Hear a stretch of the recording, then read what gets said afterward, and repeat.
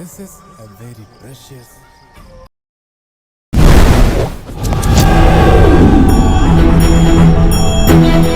ഇതുവരെ രക്ഷപ്പെട്ടു. പക്ഷെ ഈ വലയിൽ പൊട്ടും ഉറപ്പല്ലേ?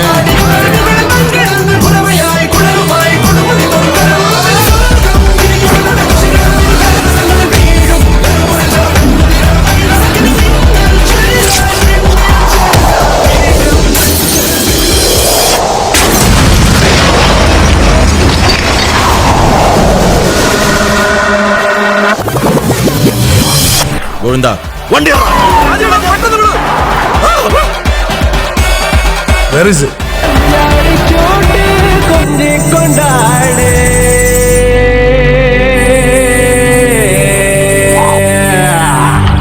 എന്തായാലും ഇവർക്ക് മൊട്ടനാട്ടിന് ഉടനെ കണ്ടുപിടിക്കേണ്ടി വരും.